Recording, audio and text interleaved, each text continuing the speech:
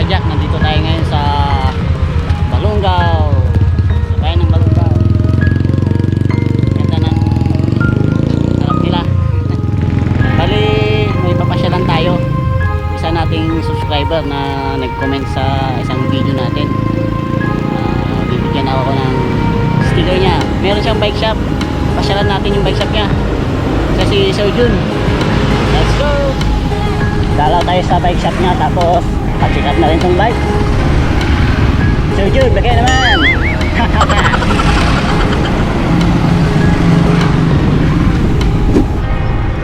Oop! Mga kapadyak, pag nakita nyo na tong sign na ito, may Mount Balungaw, katapat nyan, yan yung bike ni Sir Jun. Tama, pasok na tayo dun.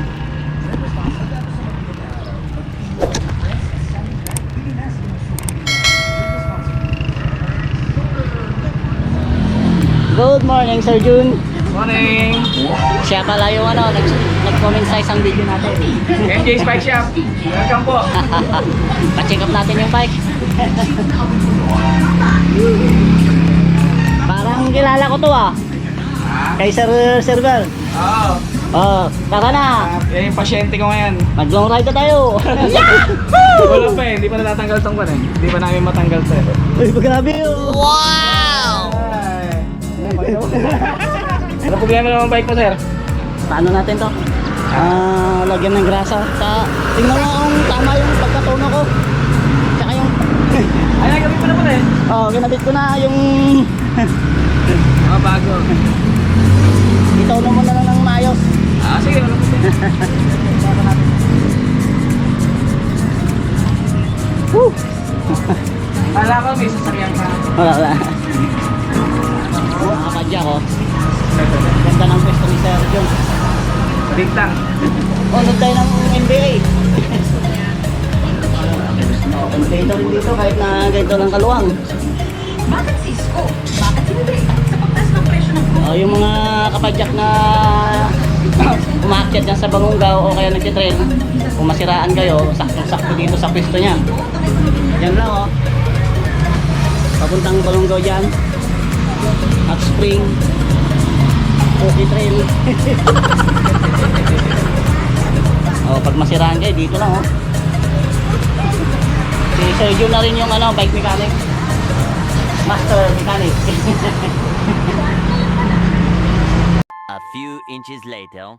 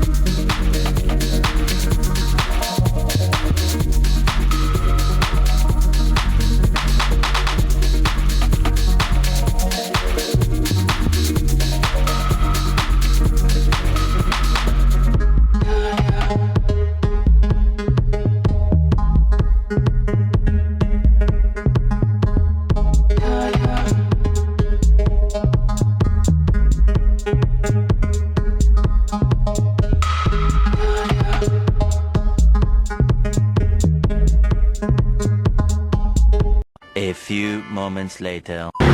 Ayan kapadyak, tatapos na yung check-up sa bike ko. Inabot tayo ng alas 12. Akala ko saglitan lang tayo. Dami na palang sakit. Salamat kay Boss Jun. Sa mga kapadyak natin dito sa Balungaw, Sarsales, malapit na dito. Yung pupunta sa taas, mag-spring o kaya mag-trail. Pag nasiraan kayo, dito lang lapit. Kita nyo yan yung sign.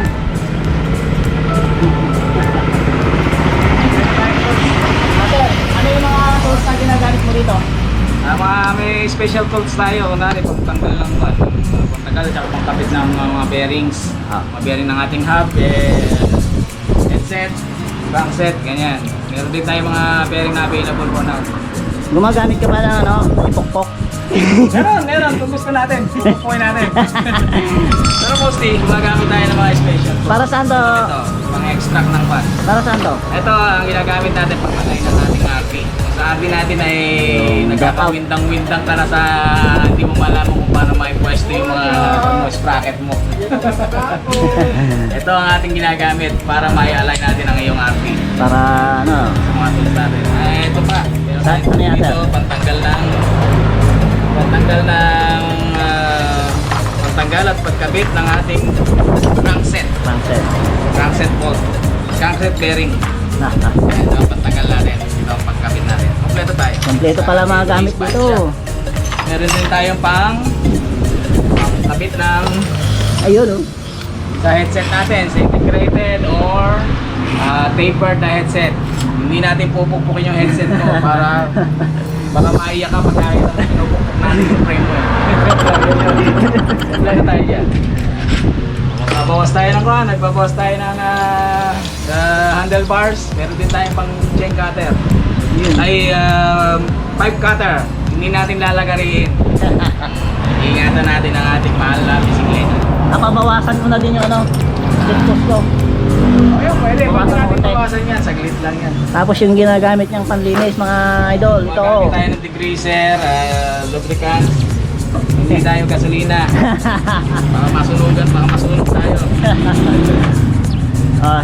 Siya po si Sir John. Siya ang may-ari dito sa MJ Bike Shop.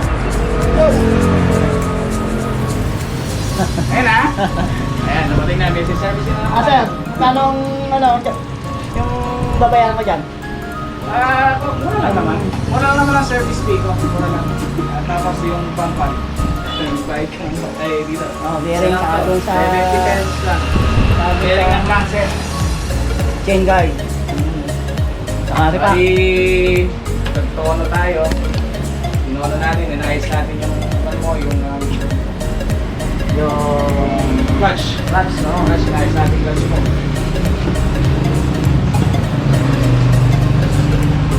Condition na tong bike, pwede nang mag long ride o kaya mag trail. Ang service, depende po sa kwan. Depende sa ginawa.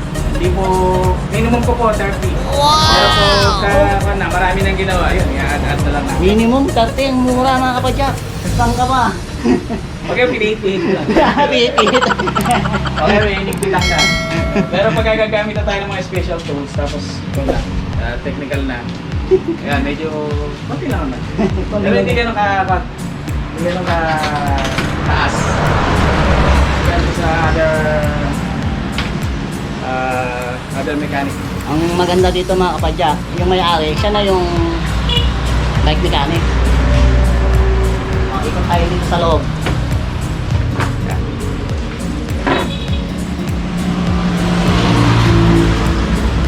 Yun dumating na yung gamot ni Sir. Wow! Gamot ko. May gamot na naman si Sir. Ano? Ayan, bearing. Bearing. Wala na katapusan ano to. Wala na katapos ang gamot. Arthritis na to. Kuya. Ayun John. 5 minutes later. Yun mga kapadyak. Kondisyon na naman ang ating bike. Ayun na tayo. Inabot tayo ng alas 12. Ang daming inayos na bike natin. Wala nang kalog, wala nang maingay.